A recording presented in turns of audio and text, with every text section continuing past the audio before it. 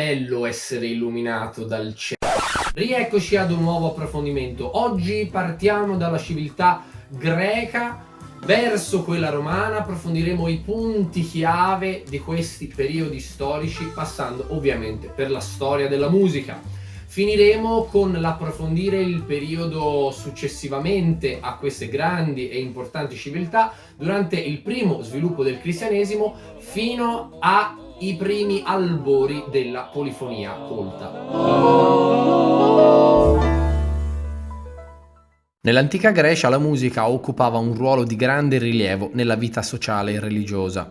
Per i greci la musica era un'arte che comprendeva, oltre alla musica stessa, anche la poesia, la danza, la medicina e le pratiche magiche. L'importanza della musica nel mondo greco è testimoniata da numerosi miti che la riguardano. Uno è quello di Orfeo, l'inventore della musica, che riuscì a convincere gli dei dell'Ade a restituire alla luce la scomparsa sposa Euridice. Durante il periodo arcaico, dalle origini al VI secolo a.C., la musica era praticata solamente da professionisti, i cosiddetti aedi. Questi declamavano i miti accompagnandosi con uno strumento musicale e tramandavano la musica oralmente.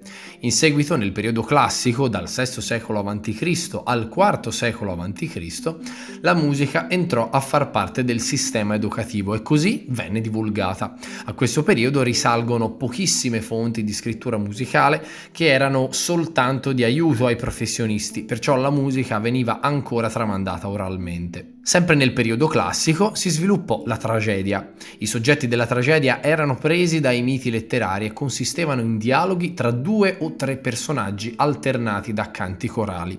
Gli attori erano tutti uomini, indossavano maschere e recitavano con l'accompagnamento della musica. La struttura architettonica del teatro era costituita da una gradinata a semicerchio per il pubblico, di fronte c'era il palco dove si esibivano gli attori e tra gradinata e palco c'era l'orchestra dove si trovava il coro. I greci usavano diversi strumenti. I più comuni erano la lira o cetra e l'aulos. La lira era uno strumento a corde che venivano pizzicate da un plettro ed era sacra al dio Apollo.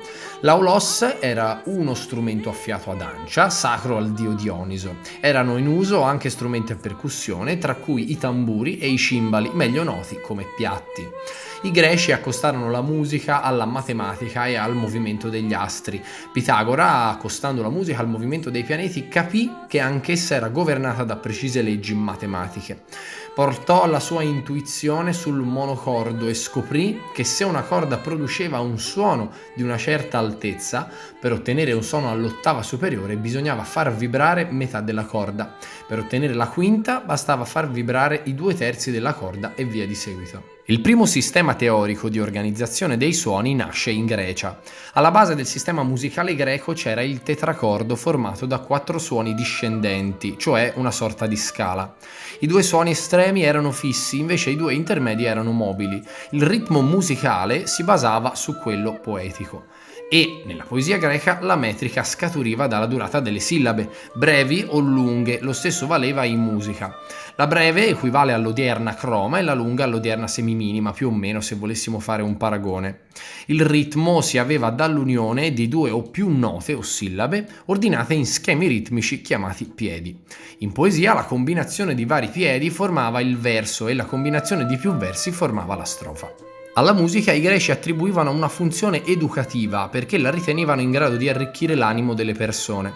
Secondo Platone la musica doveva servire per arricchire l'animo umano come la ginnastica serviva per irrobustire il fisico.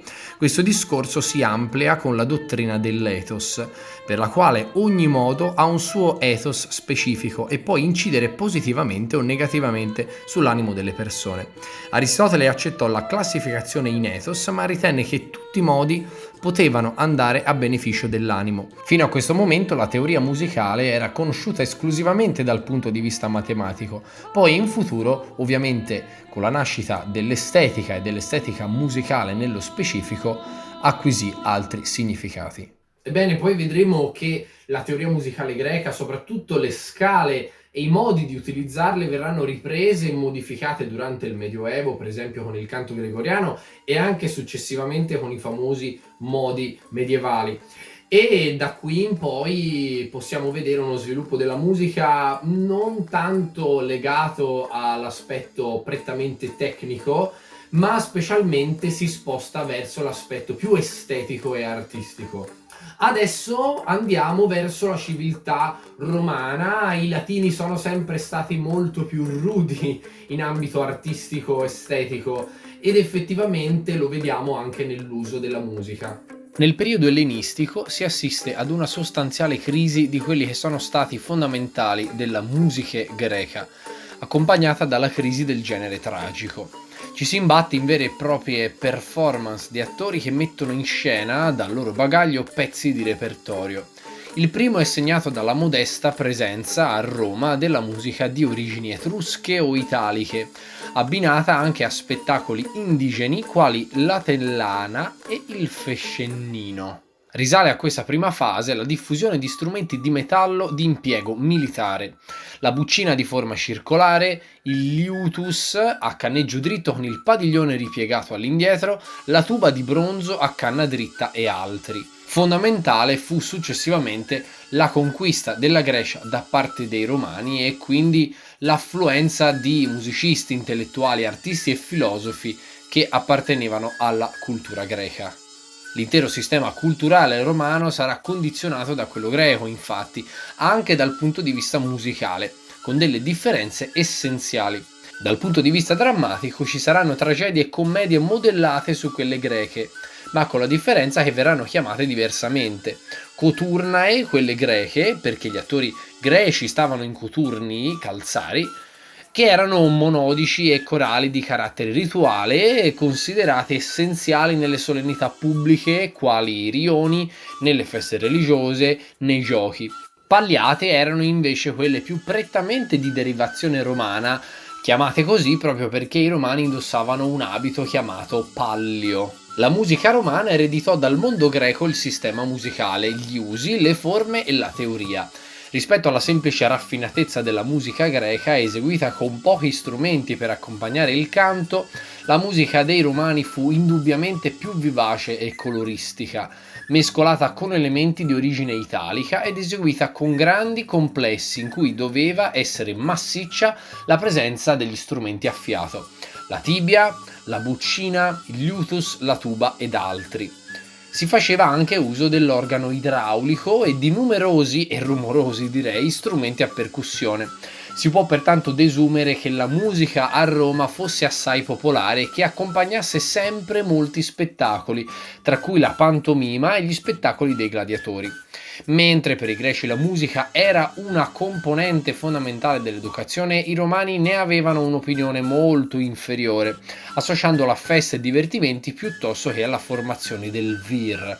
La musica ovviamente veniva utilizzata anche nelle cerimonie religiose e in fondo anche i romani coltivavano questa materia come segno di educazione.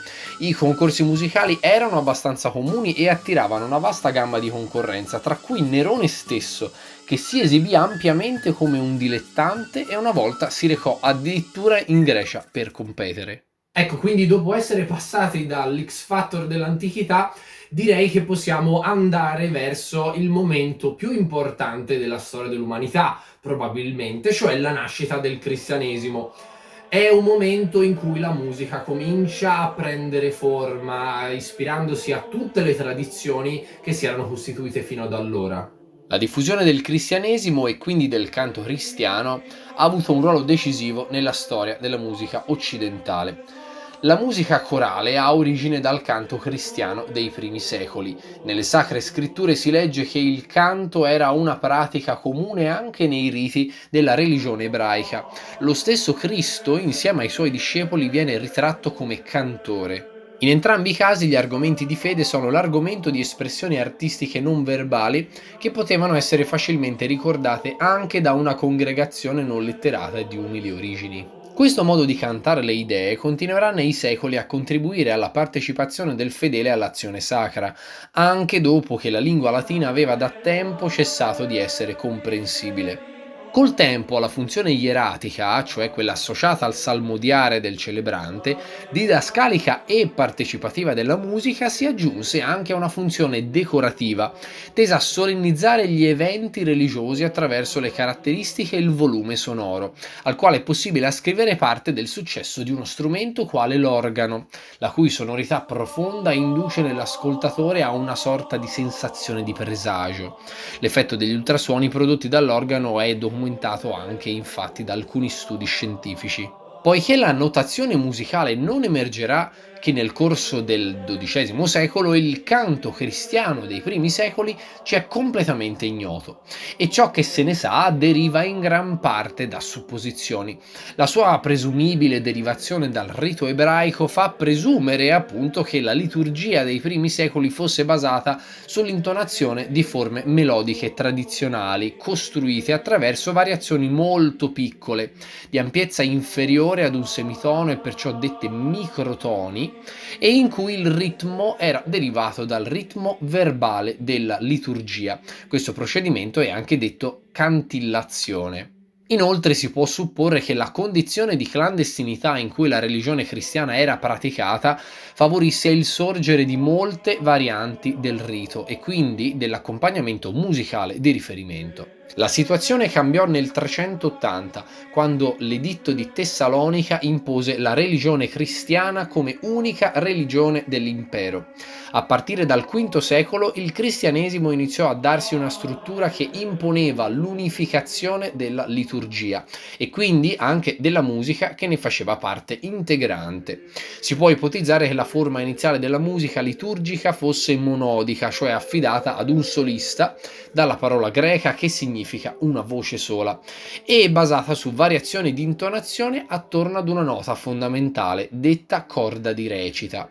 Variazione che era dettata dalla prosodia o enfasi delle parole del testo sacro, nello stile musicale detto sillabico. A questo stile, che dominava la maggior parte della messa, si sovrappose col tempo un secondo stile, riservato inizialmente ai momenti di maggiore enfasi quali l'offertorio, in cui un solista intonava il testo, facendo variare liberamente l'intonazione all'interno di una stessa sillaba in uno stile detto melismatico. La trasmissione della musica avveniva a questo punto per tradizione orale e attraverso scuole di canto, la cui presenza presso i maggiori centri di culto è attestata fino dal IV secolo.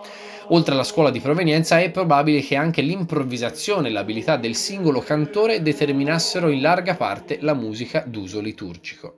Da questo punto in poi la musica diventa effettivamente arte, diventa un qualcosa che si slega prettamente dall'aspetto tecnico o appunto liturgico esclusivamente, ma diventa materiale filosofico, estetico, artistico e quindi si sviluppa, diventa sempre più complesso ed interessante. Continueremo con altri approfondimenti nei prossimi video, io vi ringrazio anche oggi e ci vediamo al prossimo.